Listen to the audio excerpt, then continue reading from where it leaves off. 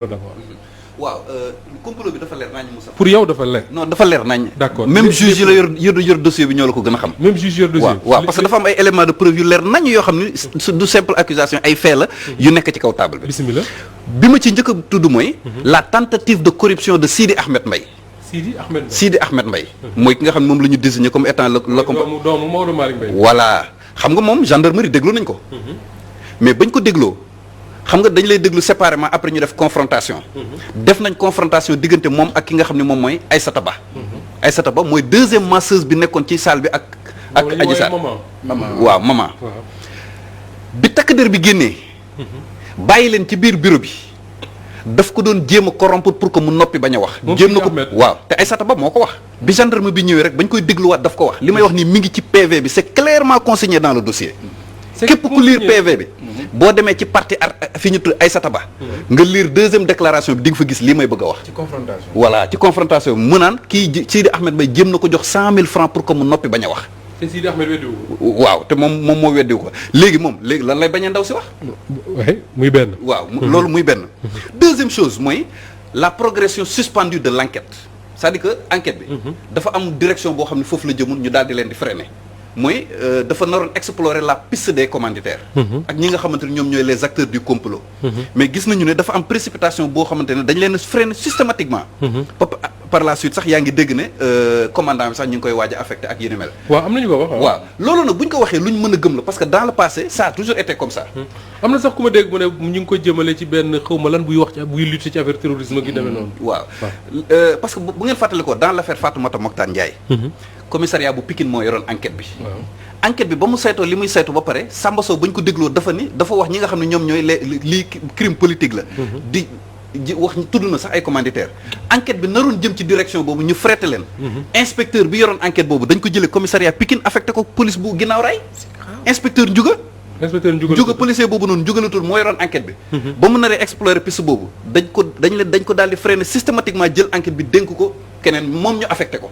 donc loolu bu amee fii duñu bett waaw parce que li ñu gis. donc su ma la déggee bu baax gendarmerie bu ñu yoroon dossier ba tey duñ fi nekk di jëm ci affaire viol mais ñi ngay xool ñu complot. voilà ñoom foofu lañ jëmoon. foofu lañ jëmoon su ko defee ñu woo procureur nag xamal ko nag ne ko lii ak lii ak lii taxawul. parce que déjà li tax gendarmerie ñëw jëmoon ci thèse boobu sax la ñu war a interroger wu. lu tax parce que dañu gis ne certificat médical bi dafa setal Ousmane Sonko. certificat médical bi nee na ndaw si yegguñ ci kawam benn. ñaareel bi tamit la mu wax ni bii moo njëkk yoon ñu yegg sama kaw loolee amul parce que certificat médical bi docteur ba mu ko seet dafa génne du guleen.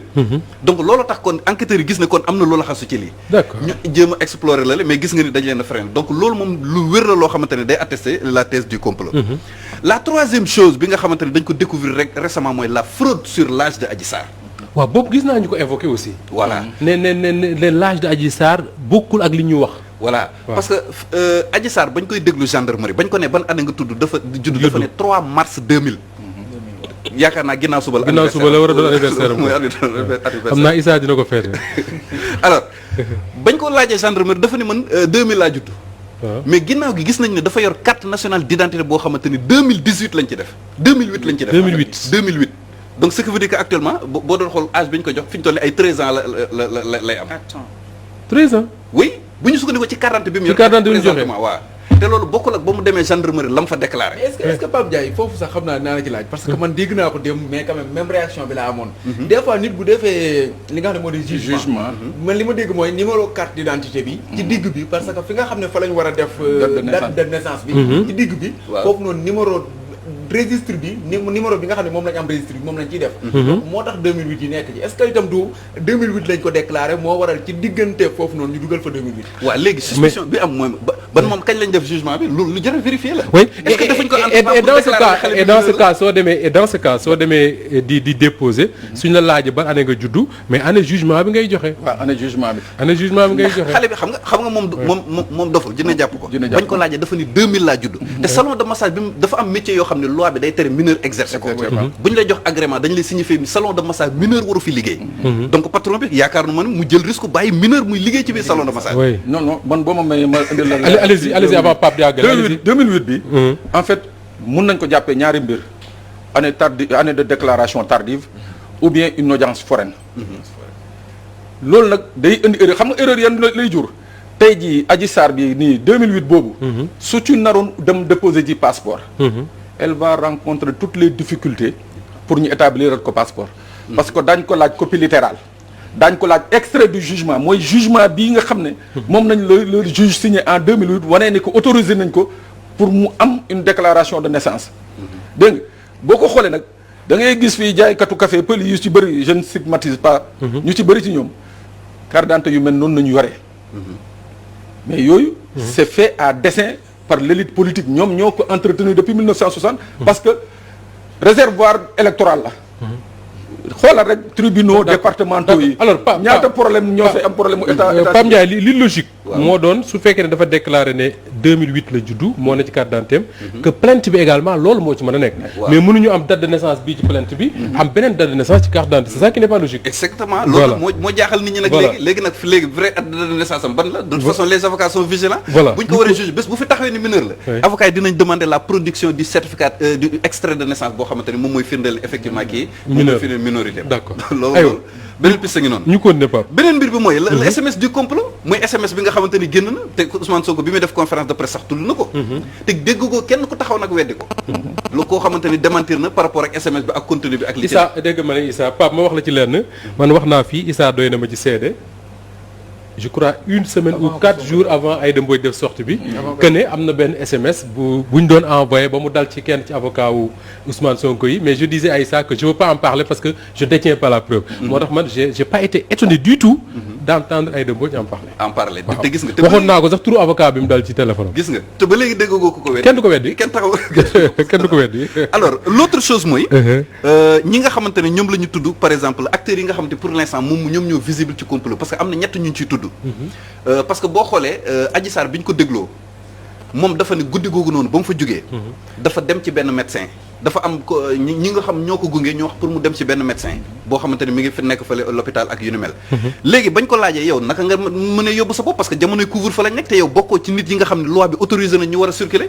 mu expliquer carrément ñi nga xamante ne ñoom la àndaloon. te nee nañu ci ñooñu tudd nañ ci ki nga xamante ne moom mooy Sidi Ahmed Mbaye. tudd nañ ci médecin bi tudd nañ ci également ki nga xamante ne moom mooy avocat bi même bu fekkente ne avocat bi génn na après pour mais le minimum moo doon ñu entendre au moins avocat boobu ak médecin bi. justement le minimum. voilà exactement léegi nag.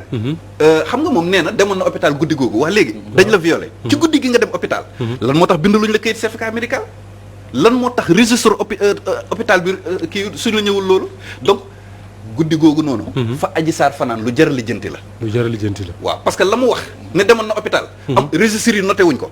nekkul ci registre hôpital nekkul ci registre bi avocat yi dem nañ avocat défense dem nañ pour wuti ko amuñ gisuñu ko. gisuñu fenn ci registre hôpital prince kii. CTO fu ñu mentionné ni ñëw na fa guddi boobu noonu. te nee na dañ ko guddi bi ñu ko violé la dem hôpital wax xanaa médecin dina la bindal këyit.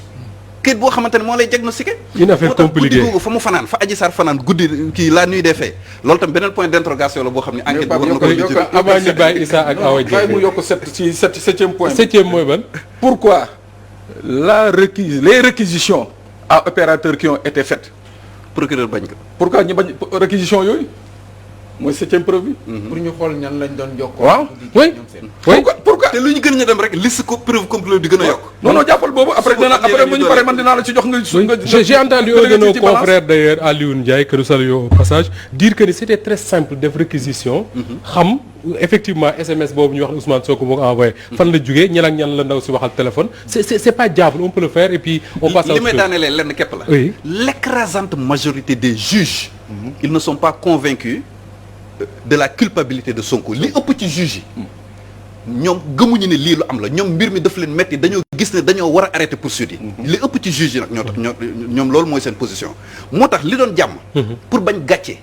moo doon procédure bi ñu annulé ko fii teg lépp ci suuf sinon bu ñu continuer gàcce dina am jël dina am li gars yi naan la. yuuxu dina jub fu ñu ko foogoo dina